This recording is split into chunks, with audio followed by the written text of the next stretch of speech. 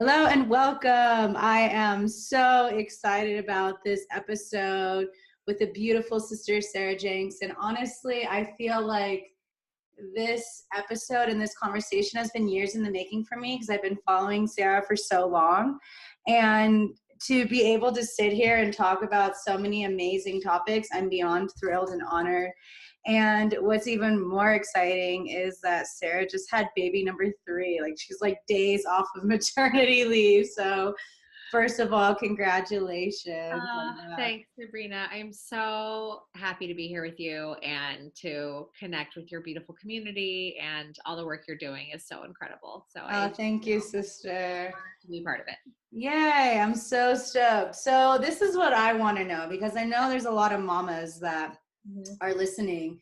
And now with baby number 3, you also own Hawthorne Farms and you run your business.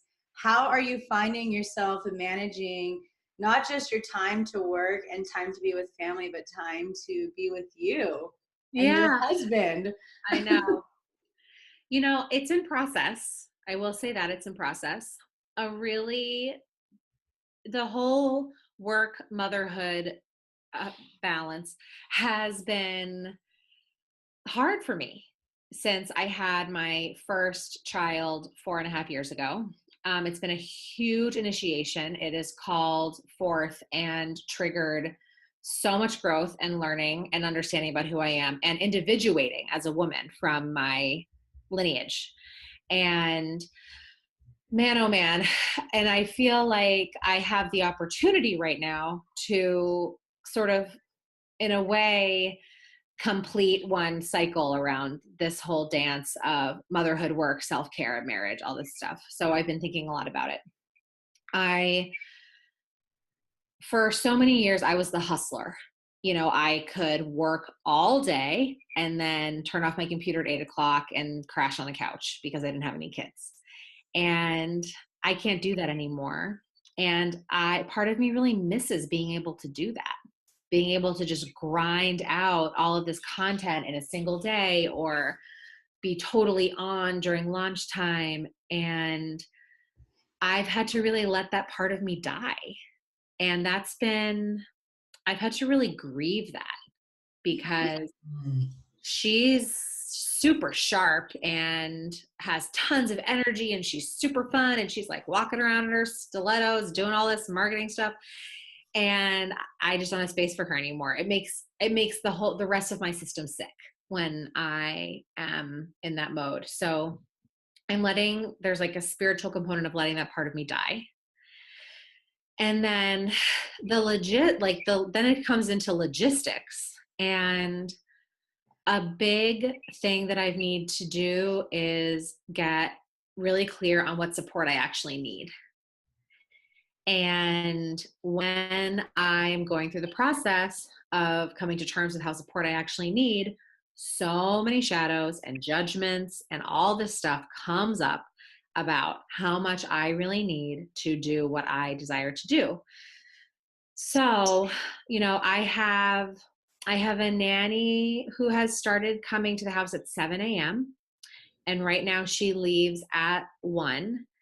And starting in a couple weeks, she will be staying until 3. And that's so I have support in the morning when I have all 3 kids by myself.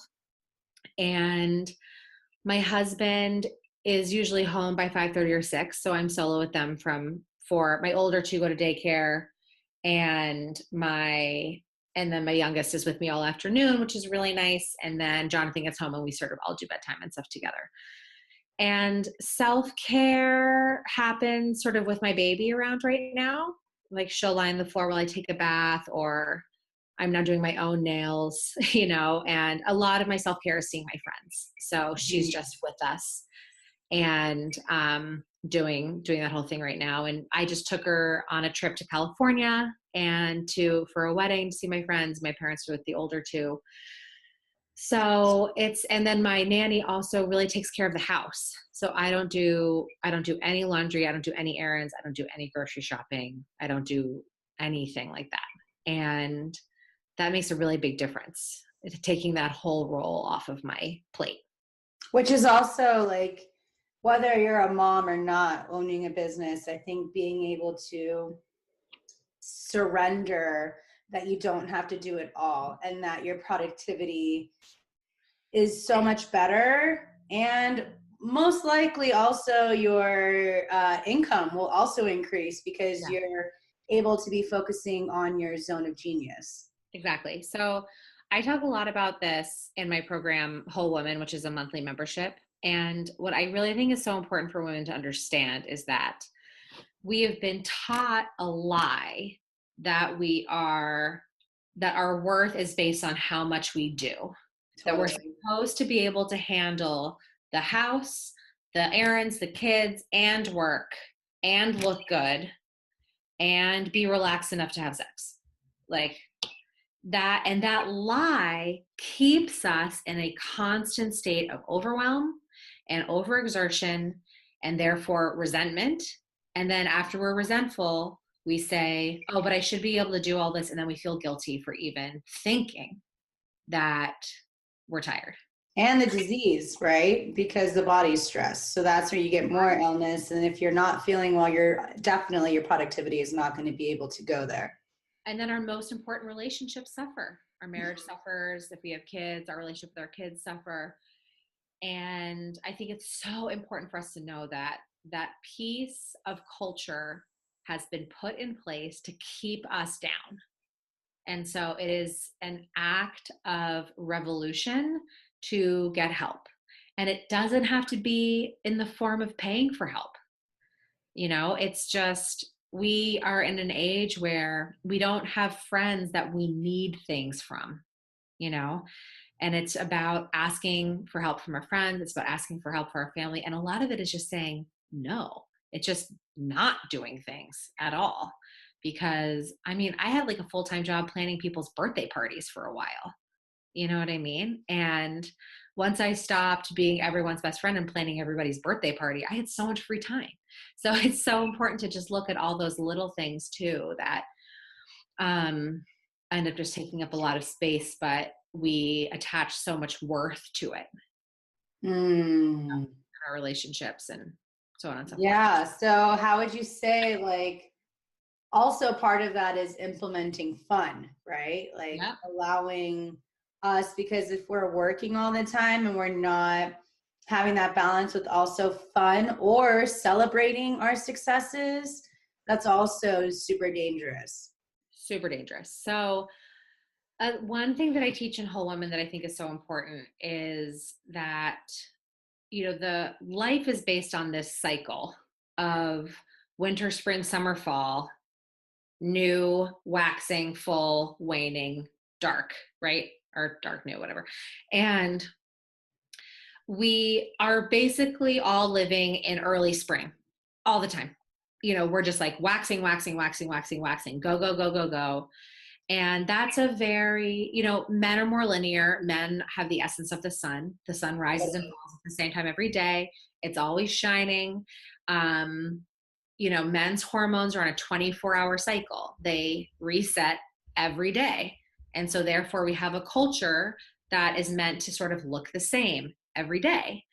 But the reality is that as women, we have a 28-day hormonal cycle, which is a direct reflection of the moon and the seasons. So we have this built-in circle of life, this creation equation in our bodies. And a big part of that is summer, which is the energy of the full moon, which is the energy of fire. And that's all about fun. So we need to have that as part of our day, part of our week, part of, the year, in order to function. It's part of the whole.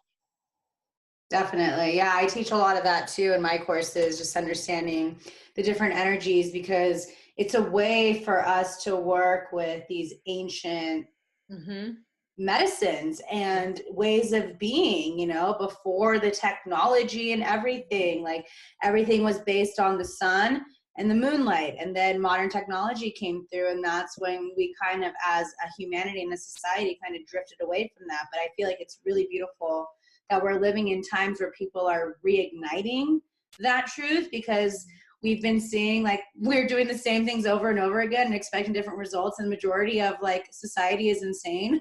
Yeah.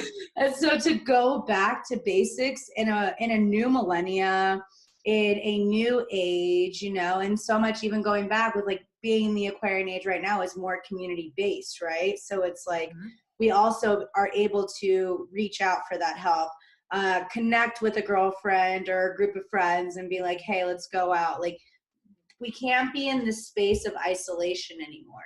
No, absolutely not. And we're being called to actually listen to our soul's reason for being here.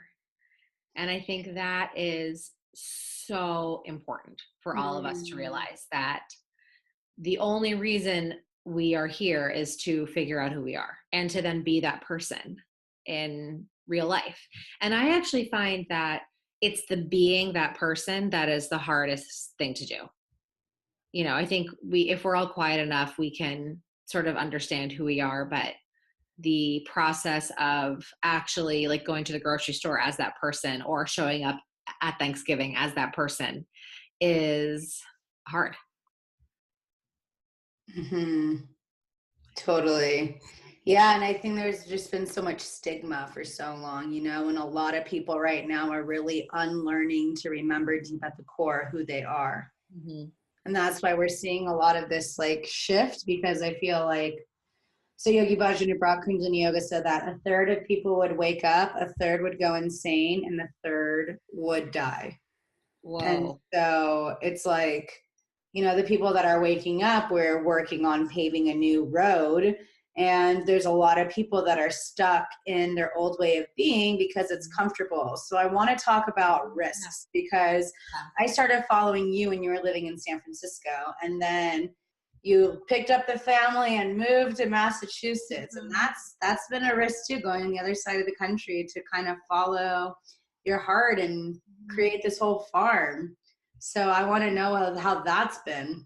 Yes, it's been wild, and I'd love to share the story about how it all Yeah, let's do it. for you. So what was going down was essentially 2 years ago, a little over 2 years ago. I had basically come to the end of a cycle where I was just really sick of playing the game. And I was playing the marketing game. I was, you know, I had a really great program that I was being really authentic in, but I wasn't always being authentic like about it in the world, if that makes sense, called Live More, Way Less. It did extremely well. And I'm so grateful for that program. It's such a great program. But I was doing things like borrowing my friend's convertible to like take photos. You know what I mean? I wasn't being so super real as I could be. And it stopped working. And money got super tight. And I was supporting my family because my husband was in his surgical residency. And I had 2 kids under 2. And I made the decision that I needed to really understand who I was and what I was meant to do, because this whole performing to make money thing wasn't working for me anymore. It was just really painful and super exhausting to pretend to be someone I wasn't all day, every day. So I ended up working with this amazing woman, Katina Mercadante, and she's an empowerer. And through my work with her, I created this huge, like 15-page dream of where I wanted to be in 5 years. And I got super clear that I wanted to move to New England, and I'm from here, but I had been away since I was 18, and help bring the divine feminine and these sacred practices to Massachusetts, where they're here, but it's not in a huge way like I was experiencing in San Francisco. And that was risky in and of itself. It was like I was moving to a place that was, at my mind in the time, like not that open-minded about the practices that I was now using on a daily basis. And I was basically going to show up and say, I'm a witch at the place where they had the witch trials, where you can still like feel it around here. And so that was a big risk in and of itself. But I sort of thought that I would buy a small, like a cute colonial at the end of a cul-de-sac and like hide out for 5 years and just kind of do my thing, have another baby. And then in 5 years, that's when I would like do what I wanted to do. So 2 weeks later, I'm on Trulia because we're looking for small colonial houses at the end of a cul-de-sac. And I forgot to put the budget in the form. Like, great lesson, first of all. And this like kind of funky house showed up on a lake. And then I'm scrolling through the pictures and it's literally almost in order of all of the things that I put in this document that I wrote. You know, house on a lake, long winding driveway, big open fields, lots of forest. Cause I was writing about how I want to like, you know, do fire ceremonies under the full moon and gather women in the fields and build a yurt and connect women with the land and be here on purpose in person. And it was all here. You know, there was a building that was much better than a yurt and a lake and a stream and open fields and woods and the whole thing. And I started losing my mind, just freaking out. It was the biggest magic I've ever experienced. And then the next day I Googled it and I found out it was owned by my high school therapist. Oh my God. And so, because it's in a town near mine, and I had come here for therapy for 6 months, and she was the first person to help me with my body image issues, which I struggled with for years. So I just sent her an email and I said, I came across this in the craziest way, and I don't have any idea if we can actually afford to do this, but I just know I need to come. I know I need to see the house. And she told me, she's like, this is crazy because a week ago I sent up smoke signals to call in the owner. Or like she said 2 weeks before, which must have been around the exact same time I was downloading when I was writing my document. So I show up, we start crying instantly. I'm walking around the house and it's just like, and we walk around the property and then I go into what I now call the Moon Lodge and I just lose my mind. I mean, it's all just so magical. And I didn't know how I was going to make it happen. So, and then basically from the time I saw the house until the time that we ended up buying it, I was sort of faced with this huge risk of, I really felt like the Great Mother was saying, okay, if you want to do this, this is a big job and I have a big house for you. And you have to make the decision if you're going to like really stand in your power and take over this role. And at the same time, everyone in my family was telling me not to do it. And because it wasn't the safe choice. And thank God I had this group of really super magical friends who just got what was going on. And every time I would say, no, I don't think it's my house, I don't want to do it, they would just come in and say, Sara, this is your destiny. Every time you talk about it, you light up. Like, stop fooling yourself. Stop pretending that this is just a coincidence. Because that's what we do, right? Like, we have these big magical things. And then we're like, oh, that was just random. Yeah. That was just a coincidence. And so my husband and I took a huge risk and we made it happen. And we're here and it's going great. It's just totally going great. That is such an empowering story because it also reminds us, one, of the worth of following our dream and like also understanding that you have to really get specific, right? And being really clear with what you want. Mm-hmm. And I was waiting. This is what I know. I learned so much about myself. I was waiting for my parents and my grandparents to be like, actually, yeah, you should do it. It's a great idea. And it wasn't until I had to really make the decision only for myself that I found a really powerful part of me. And of course, like, they got on board, you know, almost instantly and have been so supportive and so helpful and so amazing and are now saying, yeah, we were wrong, you know, but it was just the craziest thing and most nuts learning experience ever. I love that. How have you seen that the kids have adjusted? Oh my gosh, they're so happy here. I mean, just to be in the woods all the time, when we first moved here, they didn't ever want to go outside by themselves. They were sort of confused about this whole outside thing. We had a very small yard in San Francisco, but it was turf. And, but now they're like feral wild children. So great. That. Which is great because that's like a huge way I feel to like generate and cultivate that conscious generation of kids. Because it's really challenging to see, like my parents own a restaurant. And so I remember like when I used to help and support them, like kids would be just like on their screens all the time and like wouldn't even look you in the eye to say like what they wanted to eat. Yeah. So it's weird because I feel like your kids are so young, but the ones that are like 12, 12, 13 right now, those are the ones that are still like super attached to their screens. And so it's really amazing that this newer wave of children, they are using their imagination, and that parents are being more conscious about like the amount of screens being used and really helping them connect with nature, especially during the years that their subconscious is being formed. Absolutely. Yeah. I think it's so important. And it's something that as parents, we're all being called to work on too. I mean, the Instagram addiction is real. I mean, I struggle with it. Me too. And I like the big aha moment for me was when I realized that I was like thinking an Instagram copy. I had this moment where I was sitting on my porch outside my bedroom and I was just looking at the trees, but I was, without noticing it, typing an Instagram caption in my head.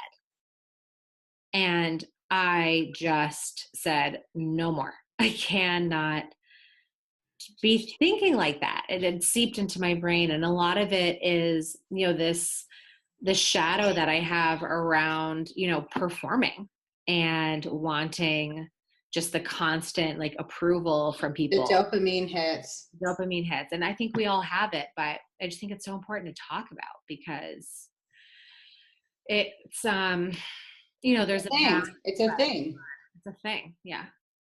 Most definitely. And I know like being able to, I know like with me, I'm working on like no screens after like 8, something that I want to implement. So not only that, but also for my own health, like being around like scrolling or the blue screens and how it's affecting my circadian rhythm and my sleep cycles. And then that's not going to allow me to really perform and show up in a way that I can be of true service. Like me, that's like me. It's hindering my ability to show up and share my gifts fully. Absolutely. So I did this experiment when I was living in San Francisco where I didn't do any of the screens after 8 because I was deliberately trying to sync my cycle with the moon. And it worked. I think it took 2 months to resync with the moon. And whoa, I felt so powerful. This was around the time that I was making the decision about the house because and the house thing was so cool. I keep coming back to it because I had to lean on magic so much. I had to say, I sunk my cycle with the moon. I, set intentions and released with the moon. I was so in tune with what was going on in my body. I sat at my altar every day and I held the sacred container for this house in a way that I've never held a sacred container for anything before in my life. And it was beautiful because my husband really took over all the paperwork.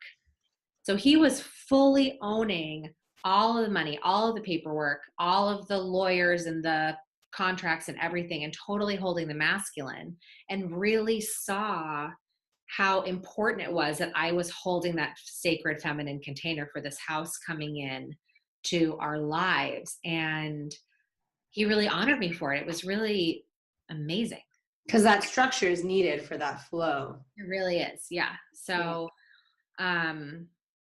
it was just a cool experience syncing my cycle with the moon, which is why I mentioned it with the phones. But I love that. Agree with that. You just feel much more powerful. Yeah. And I also feel like there is a massive wave of like priestess energy right now. And what like the priestess is all about like really honoring the shadow, right? And it's about like getting real, about like what is happening. Mm-hmm. You know, for me, like as I've stepped more into doing more of my shadow work and like understanding that life is more than just good vibes only. Like we can't differentiate vibes Mm-hmm. as bad or good. It's just like the full spectrum Mm-hmm. of human emotion, you know, Yeah. and there's no shame in feeling anger. There's a No. purpose to that. There's no shame in feeling disappointed. You know, that empowers us to choose again. And these being able to change the language while also being able to find people who understand that mindset.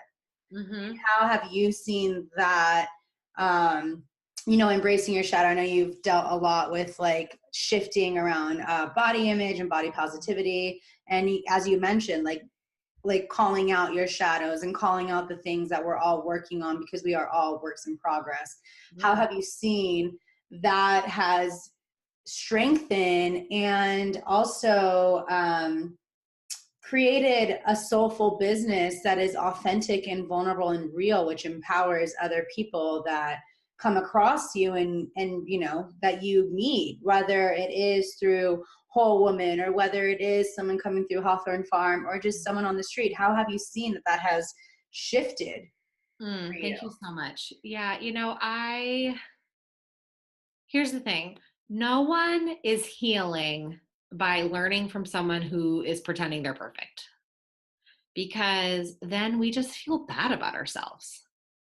It's like I just really feel like healing comes from when women get together and have an opportunity to be real, because it just lets our whole system relax. And I think the whole point of being here is to go on the journey. And a big part of the journey is to be in the shitstorm that we are, and be in the pressure, because it's, or the way to maybe explain it, it's like when things are dark in the shadow, it sounds so lame, but you know what I mean? It's like, that's when we can see the stars. And when things are so terrible and hard and all the lights are turned off, that's when we can see the one thing that's important that we need to follow in order to pull ourselves out. And so I just really feel like the human experience is just, we come back to this cycle, because I spent a good like 3 years of my life in my own personal winter, and it was awful. I I hear mean, you. I would wake up and instantly start crying. And I just had to pull myself out of bed and feed my kids, and then, have my nanny, who I did not have a great relationship with, like, take them and take care of them. And then I had to just figure out how to make a ton of money to pay for our apartment in San Francisco. It was not the same issues, like as terrible as a lot of people experience in this world. But for me and my own personal journey, it was really super hard. And I had to constantly show up and say, why are you here? Like darkness, shadow, challenges, all this crap. Like, why are you here? And I just kept hearing, you aren't who you think you are. And I've translated to just be that I had to like stop appearing like the nice girl next door and just be whoever I was going to be in that moment. Hmm. um, and to call out the shadow and to talk about the challenges, because we all have them. And then when women can just see, oh, I'm not alone, I'm not broken, I'm just in the cycle, then we just feel better. Definitely. Yeah. And I think, you know, as more and more people do the deep inner work and are waking up, you know, they're in this awakening process to work towards becoming embodied. I feel like people can spot bullshit from a mile away. Oh yeah, for sure. Cause it's not like the perfect Instagram, like shot with the lighting and Yeah.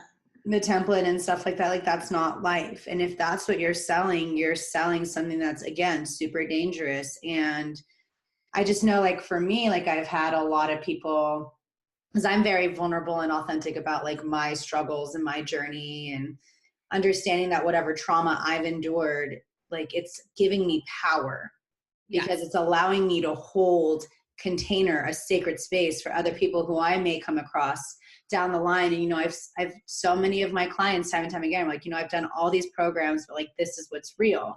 Like what you're doing is real, because I don't know. I just feel like there's so much beauty in that darkness, and, like the yin and yang, like there's that little piece of light in that dark, and there's always that little piece of dark in the light. Yeah. And I just feel like going through those dark nights of the soul, the dark nights of the ego, and working on how to integrate the ego to support rather than be like against us. Not only is that where the juice is, but that's where I can find gratitude. Yes, exactly. Yeah, because, and that is, I mean, that's just the best feeling in the world, right? When everything is down and you can find that one little piece of gratitude. The peace that I feel in my body when I can do that, when I've learned that skill, is amazing. Yeah. And I just feel like being able to honor more of that is going to bring in more of what you want. Like finding the house in the woods. Yeah. So I want to talk about, I know you're really passionate too about what it means to really discover your sacred purpose and how you're showing up in the world as a spiritual being, because I also believe that it's kind of like a solistic relationship where there is no separation between ourselves, our work, our spirituality, our relationships. So how have you seen like what that means, or how are you seeing like discovering your sacred purpose and understanding how you're able to bring in all of these gifts and these technologies that are ancient and these wisdoms, right, that have been passed down that are part of our DNA? Yeah, exactly. That's been the coolest discovery, is that all of this is part of our DNA.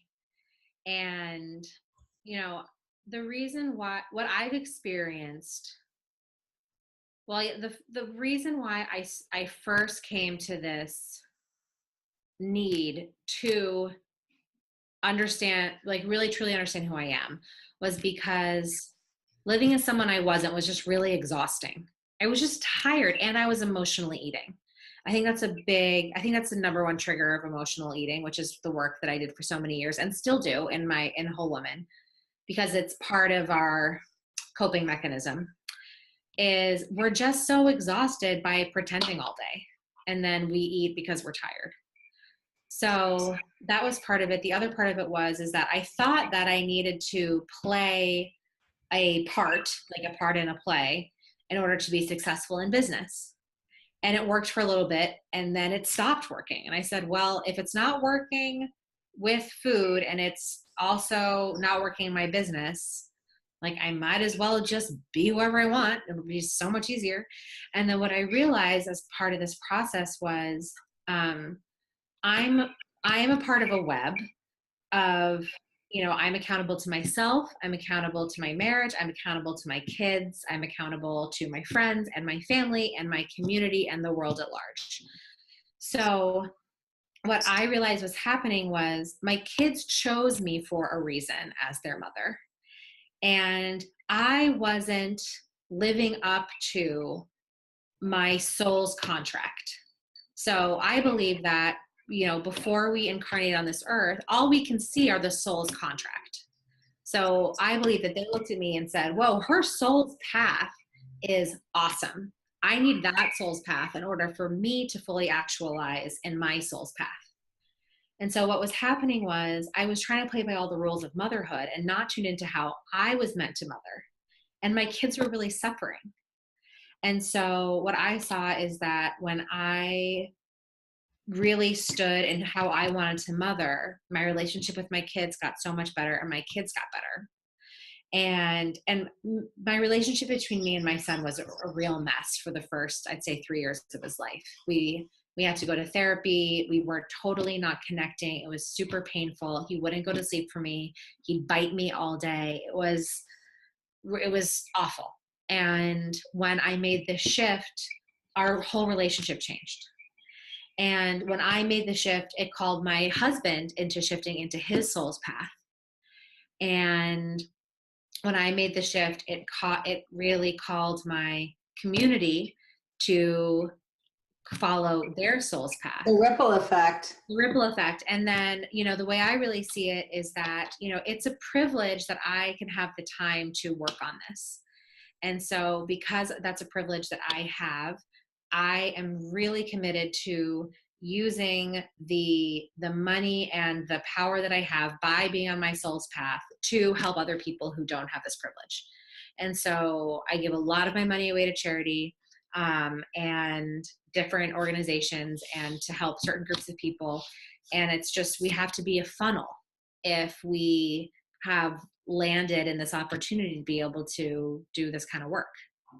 Most definitely. Yeah, I know that's like something that's been really strong with me. Like a lot of people that are really powerful and wealthy, but how are they empowering those who aren't as privileged? And I know it's such a hot topic right now. It really is. Yeah. And it's like, as soon as, if we have more people that are feeling good, more people that are feeling supported, that's going to affect the overall collective nucleus of humanity. Yeah. So what I'm really passionate about right now is I see a lot of women who have a lot of opportunities in front of them who just aren't taking them. There are so many people who don't even have the opportunities. And yet a lot of us have them sitting right in front of us, and we are too busy doing a bunch of stuff that is not actually important to us to take those opportunities and to, redistribute our resources in a way that is actually going to help the collective. Which is an interesting mindset shift too, because I feel like we're still coming out of the belief of the scarcity mindset, right? That there isn't enough to go around, or if I share my resources, like, how do I know, like, am I going to be like giving them all away? And to see that whole idea, of being like, no, like, first of all, money is a currency, and it's an energy that is used to continue to be recycled, right? It's continued to be serving and continuing to be, how can this serve humanity, right? Because it's an energetic thing, and to see so many people, like, it's really challenging for me to see like a lot of really powerful spiritual teachers that aren't really stepping up to that. Yeah. I think, and it's hard to come to that place also, because we also have to balance it with taking care of ourselves, as we can't, else we stop being a funnel in the first place. Most definitely. Yeah. But I think it's an important invitation for all of us to consider. And it doesn't even have to be so much like monetary, right? It can just be like, even like service of seva, and just being able to get out of your routine, get out of your comfort zone, and do something that is beneficial to others outside. It's like kind of like getting out of that narcissistic way as well. Because there is also that fine balance of like me, and like being able to be of service. Because yes, we have to make sure our cup is full and that we're coming from that space of overflow. But we can also kind of get trapped in that, as we're seeing a lot in society right now. Totally. And I call it, it's like, you got to find the sweet spot, because, for me, this is like getting like the math of things, could I take all of the money that I'm paying my nanny and give it to an organization to help people that need it more?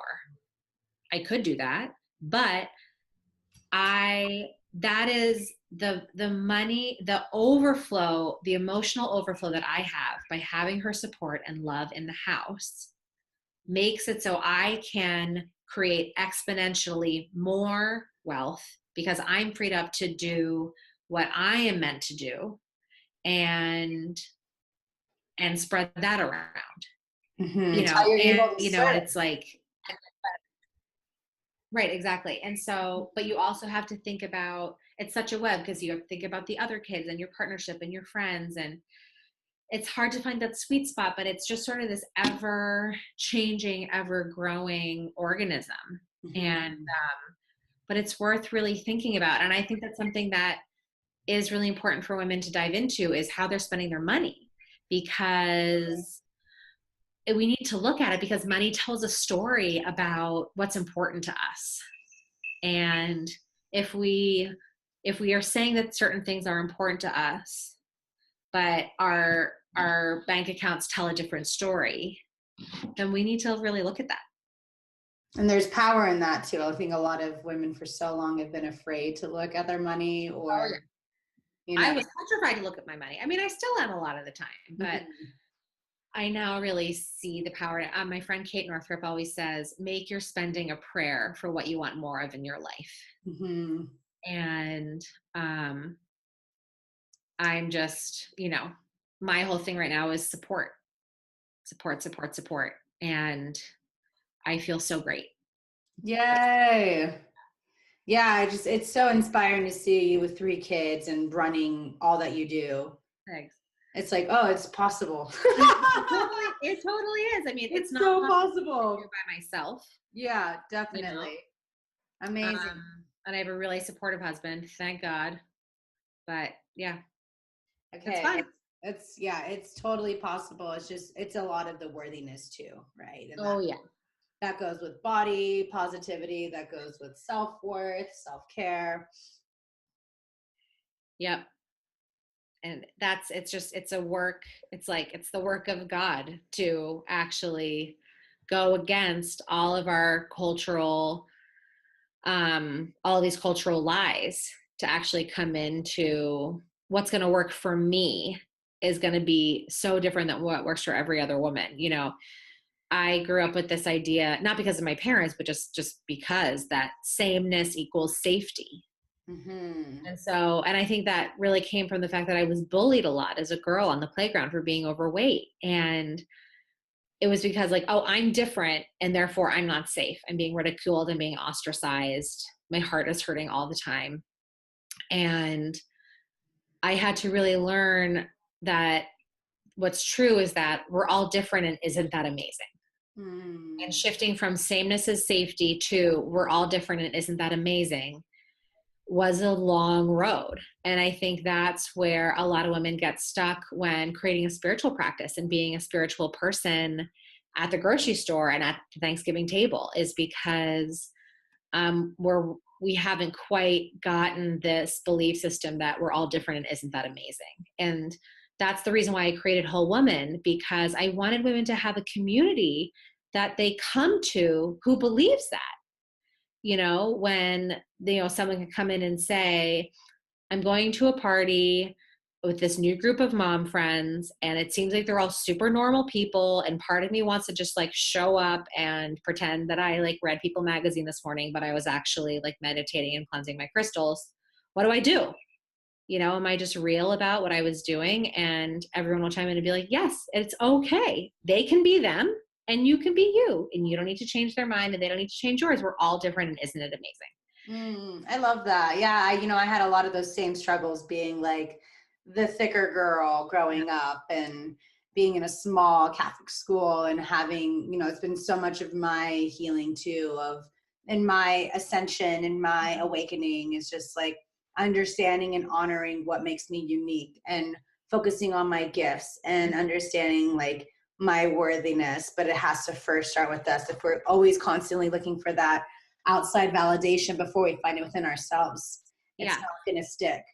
I know, it's so not going to stick. And I think something else that we do is we then get mad at the people we love the most for not being like us, because this happens in marriages all the time.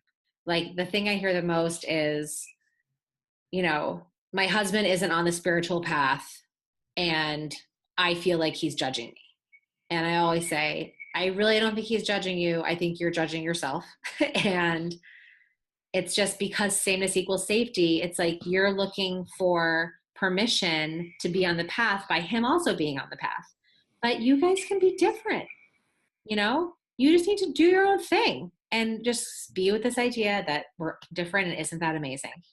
I love that. I think it's so important for us to see how we just want people to be like us so that we feel like we're sticking out less. But I really believe that the important thing to do is for us to get comfortable standing out. Yes. Yes. Permission granted. If you've been waiting for a Right. permission slip, Exactly. anyone who's listening. Yeah. So I would say, like, if you want permission to just be you, just look outside, because nature and all of its biodiversity and its constant change is, because that is in our DNA, and especially for women, it's in our hormonal cycle. Like, we are that. We are supposed to change every day, and we're supposed to be different than everybody else. It's built in. It's right here in front of us. You know, you don't have to meditate for an hour to get permission to do that. You literally just have to look out your window. And it's just so simple, and we miss it so much. I love that. Oh my God, this conversation's been so soul healing. Okay, so I have a few lightning round questions. Great. Okay, what does sovereignty mean to you? Sovereignty means being whole in myself, and knowing that I can take, there's so many things that are coming into my awareness right now, but I think what I want to say is, as long as I'm taking right action that originates in my soul, it is true. It's this feeling of like, you know. Yeah. What would you share with younger Sara? Oh, what would I share with young Sara? I think I just want to tell her that everything's going to be okay. I just for so long, because I had this belief system that chubby girls don't get married and they don't fall in love, and they're not successful and they're not accepted. I didn't think I was ever going to get married. I didn't think I was ever going to have good friends or be successful or be happy or have children. And I just want to tell her that everything's going to be okay. And you have 3 coming. Oh my gosh. That might have scared me a little bit, but. Amazing. What would you say was one of the most profound books that really shifted for you? Yeah, definitely The Red Book by Sara Beek. And because she did a really great job,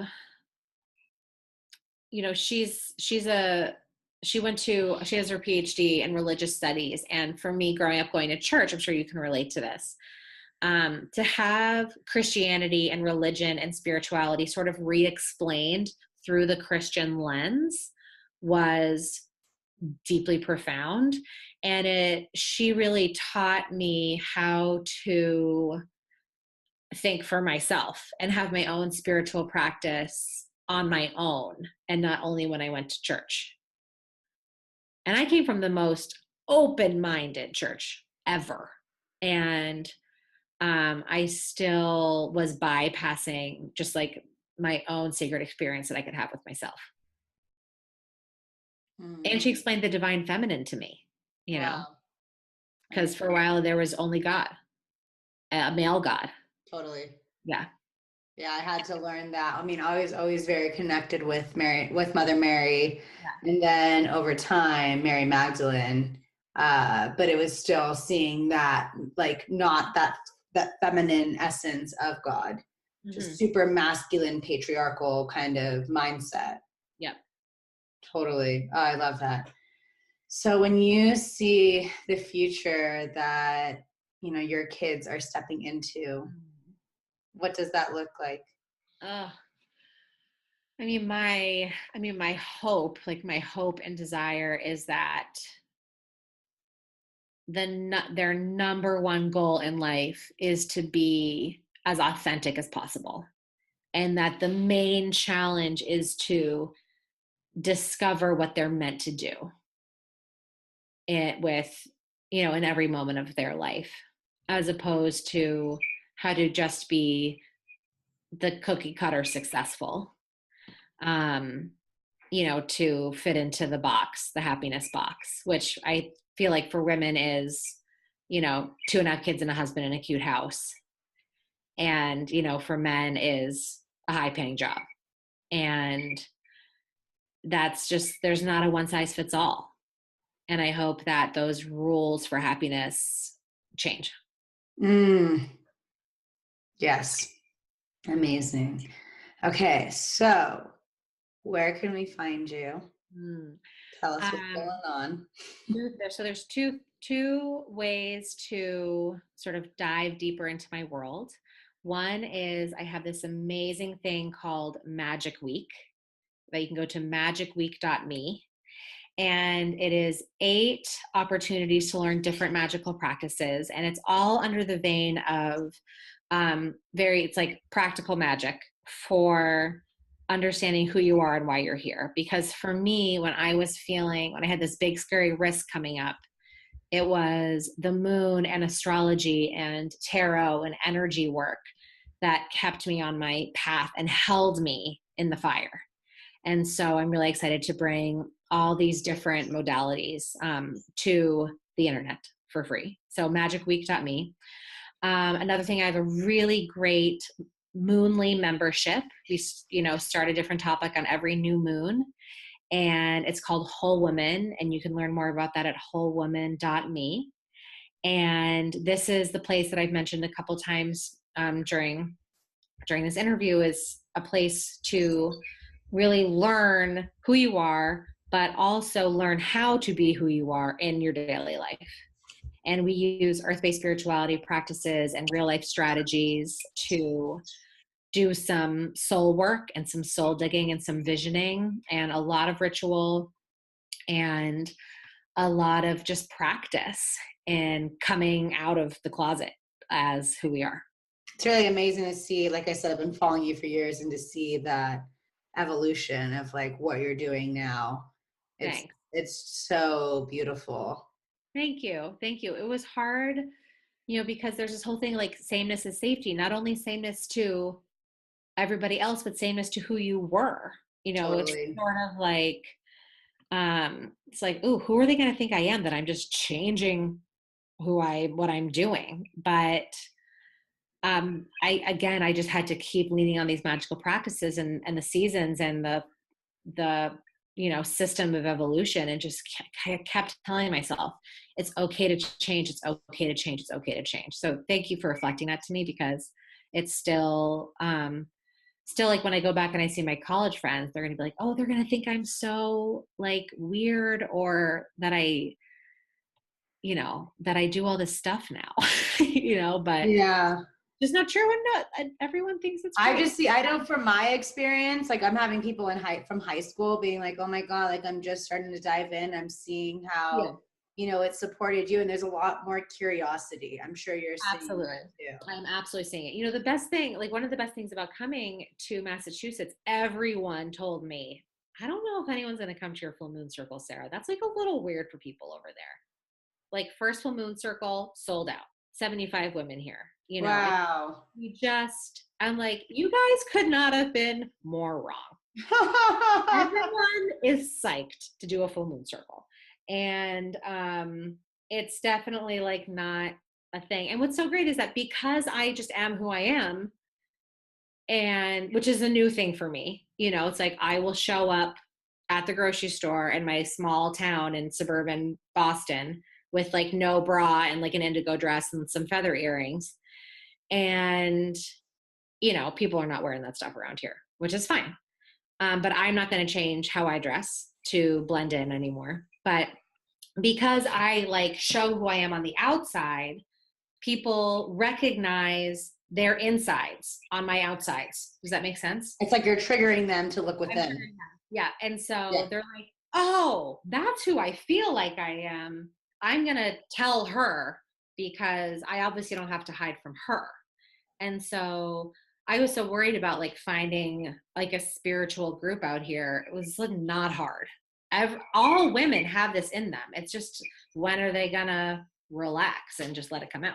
Yes. And more it's happening. And the more and more women are just relaxing and being who they are. I think sisterhood is coming back alive too. Oh yeah, totally. I mean, do you know how many people I know who are buying places like this? So many friends are like, I just bought a big chunk of land and I'm going to have women come here. I think it's the next wave after. Yeah, I live in Joshua Tree. I understand. Yeah, you get it. Yeah. We're being called to be IRL in real life. And Yes. it's so healing. And your Instagram handle so people can follow you too. Yeah, at Sara Jenks, SarahJenks. And SarahJenks.com too. Connecting with people on Instagram. Yep, SarahJenks.com has got all the goods.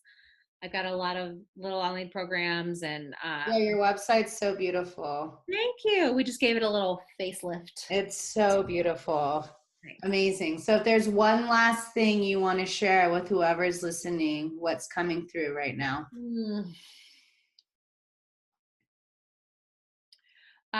Oddly, what I'm getting is just rest. Give yourself permission to rest.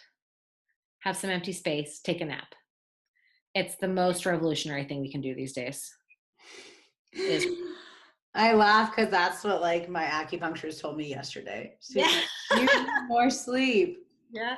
And I barely slept last night. I felt like I had a child between my dog and having a lavender latte at 3:00 in the afternoon. It was not, it happens, right? It happens. Yeah, but now you know. Yep. So again, go check out Sara. Thank you so much for Sabrina, thank you for having me. This was such a joy.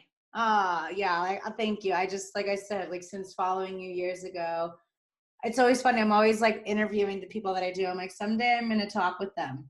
Like, I just know. I'm like, someday we're going to be friends. You watch. And then it comes to fruition. Here we are. Beautiful. Yeah, so go check it out. Go check out Sara. She's got all the goods. All the links are in the show notes. And if you're ever in Massachusetts, go check out Hawthorne Farms. It sounds like such a sacred, beautiful space that you're creating. Thanks. I mean, a lot of it was already here, and I'm just showing up. Yep. Amazing. Well, thanks everyone for listening, and we hope you're having a magical, amazing, authentic day. Take care. Bye.